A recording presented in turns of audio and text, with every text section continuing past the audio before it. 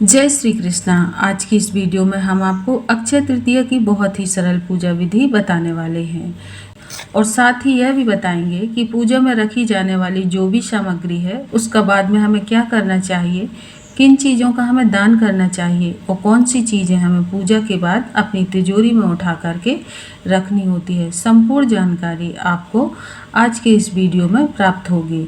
तो अक्षय तृतीया बहुत ही बड़ा दिन माना जाता है। यह एक बहुत ही शुभ तिथि होती है।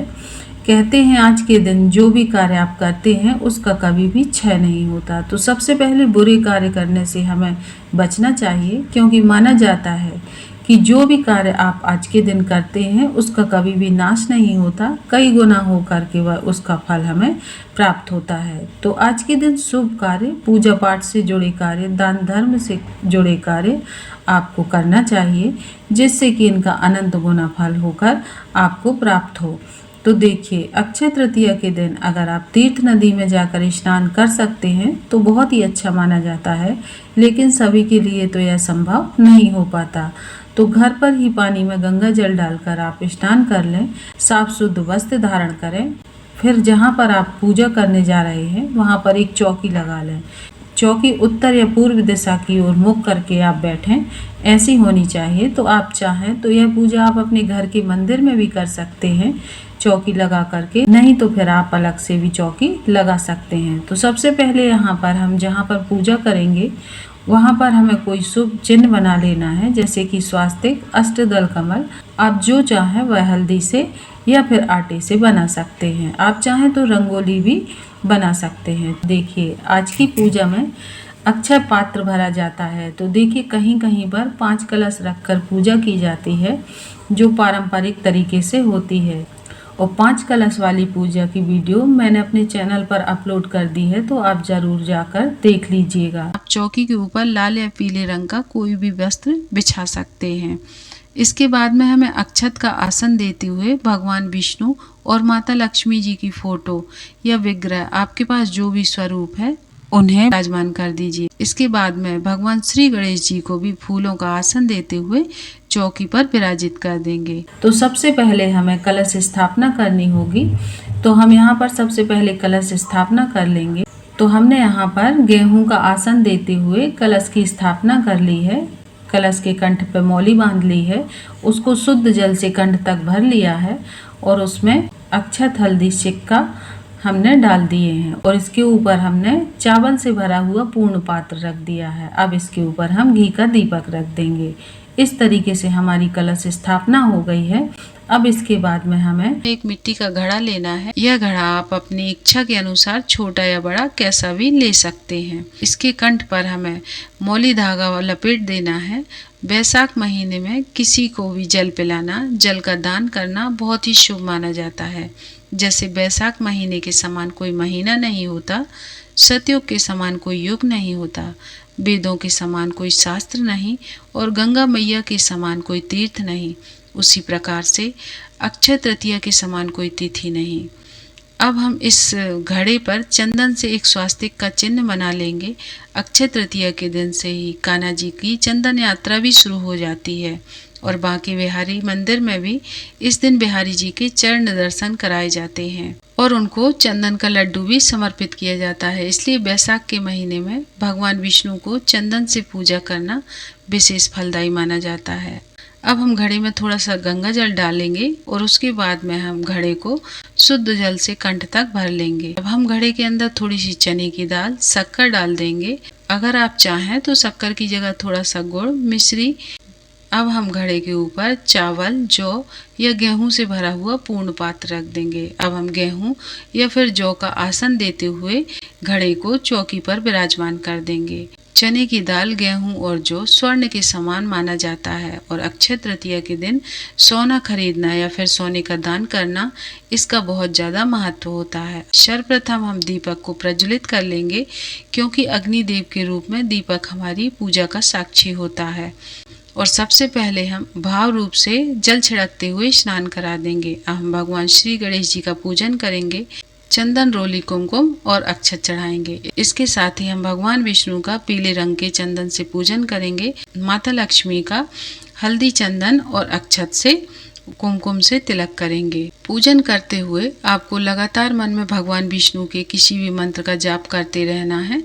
साथ ही हम घड़े का पूजन कर देंगे और अब हम लक्ष्मी जी का भी पूजन कर देंगे। अक्षय तृतीया के दिन भगवान विष्णु ने परशुराम के रूप में धरती पर अवतार लिया था। साथ ही अक्षय तृतीया के दिन भगवान विष्णु ने युधिष्ठिर को भी एक अक्षय पात्र दिया था जिसमें जल की और भोजन की कभी कभी नहीं होती।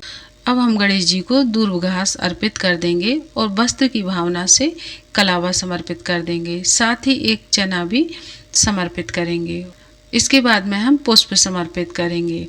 इसके बाद हम सभी को इत्र अर्पित कर देंगे। यदि आपके पास भगवान विष्णु और माता लक्ष्मी जी की फोटो या विग्रह ना हो तो आप लड्डू गोपाल को भी पूजा में विराजित कर सकते हैं, क्योंकि लड्डू गोपाल को भी भगवान विष्णु का ही अवतार माना जाता है। अब हम भगवान विष्णु को वस्त्र के रूप में जनेऊ समर्पित कर देंगे। माता लक्ष्मी को चुनरी समर्पित कर देंगे और एक फूलों की माला भी अगर आप चाहें तो अगर आपके पास है तो आप अर्पित कर सकते हैं। भगवान विष्णु को, लक्ष्मी माता को हम इत्र भी लगा देंगे।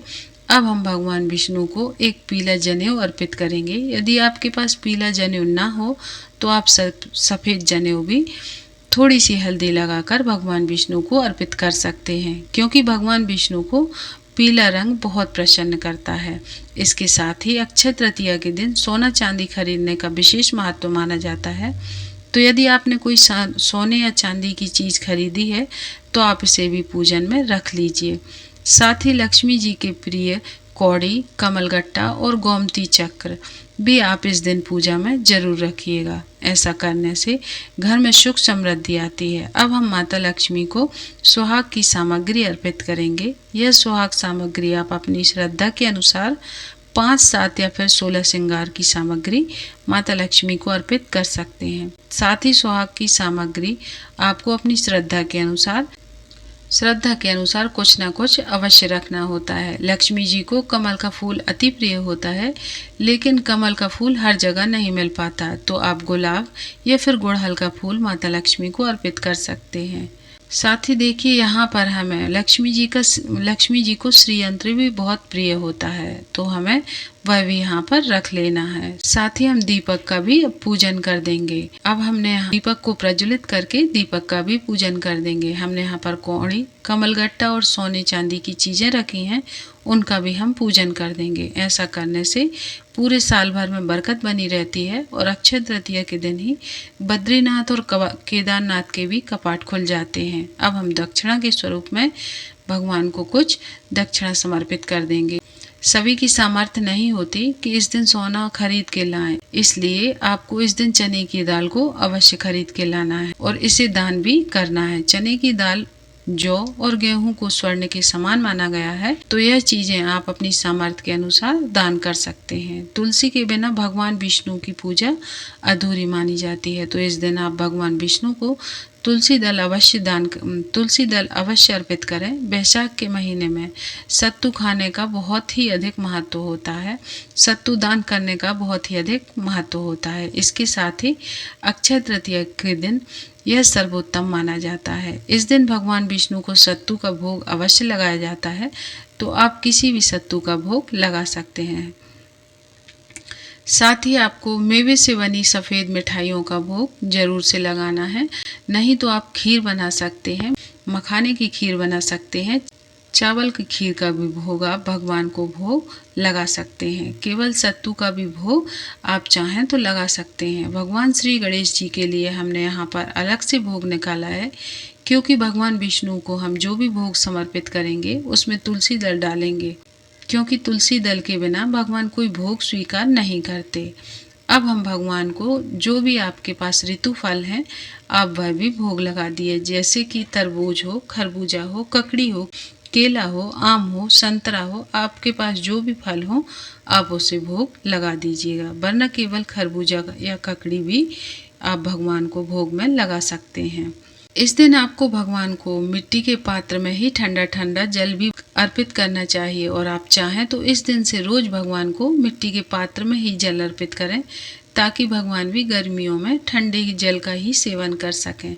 अब हम हाथ में थोड़ी सी चने की दाल और पुष्प लेकर अक्षय तृतीया व्रत की कहानी सुनेंगे। जब हमारी व्रत कथा पूरी हो जाए तब हम यह पुष्प और चने की दाल भगवान के चरणों में अर्पित कर देंगे और कुछ दाल हम लोटे में डाल लेंगे। अब हम आरती करेंगे। आप चाहें तो कपूर से आरती कर सकते हैं या फिर घी के दीपक से या फिर तेल के दीपक से भी आप भगवान की आरती कर सकते हैं। सर्वप्रथम हम गणेश जी की आरती करेंगे, इसके बाद में भगवान विष्णु की, फिर माता लक्ष्मी की आरती करेंगे। आरती करने के बाद भगवान को आरती दिखाएंगे, इसके बाद में हम स्वयं आरती लेंगे। अब हम भगवान की चरण स्पर्श करेंगे और उनसे आशीर्वाद लेंगे और हाथ जोड़कर भगवान से पूजा में हो रही भूल चूक के लिए क्षमा याचना करेंगे। अब हमने पूजा में जो भी जल कलश रखा है या खरबूजा रखा है, आप चाहें तो उसी दिन किसी पंडित जी को दान कर सकते हैं, घड़े का दान कर सकते हैं या फिर अपनी सास को भी दान कर सकते हैं या फिर आप अगले दिन इस कलश को दान कर सकते हैं। इसी तरह से आपने जो चने की दाल, गेहूँ, सत्तू, जौ, लक्ष्मी जी को आपने जो भी सुहाग पिटारी दान की है, इसे भी आप किसी पंडित जी को या फिर अपने रिश्ते में जो भी बड़ी महिला हो आप उसे दान कर सकते हैं या फिर आप इन सभी चीज़ों को किसी भी मंदिर में भी दान कर सकते हैं। फलों में भी आप थोड़े से फल अपने लिए प्रसाद के स्वरूप में बचा लें, इसके बाद में सभी फलों को आप दान करें, क्योंकि इस दिन जितना भी अधिक दान करेंगे उतना अधिक आपको पुण्य फलों की प्राप्ति होगी। क्योंकि अक्षय तृतीया के दिन किए गए दान का कभी भी क्षय नहीं होता। दान की गई सभी चीज़ों के चारों ओर हम जल फिराते हुए आचमन कर लेंगे। इस तरीके से हमारी पूजा संपूर्ण हो जाएगी। तो आशा करती हूँ कि आपको यह अक्षय तृतीया की सरल पूजा विधि आपको जरूर पसंद आई होगी और अब आप इस व्रत को सही नियम और विधि के साथ कर पाएंगे। अगर आपको यह वीडियो पसंद आई है तो इसे लाइक ज़रूर करें और अपने परिवार और दोस्तों के साथ शेयर करें ताकि वो भी सही जानकारी के साथ व्रत कर सकें।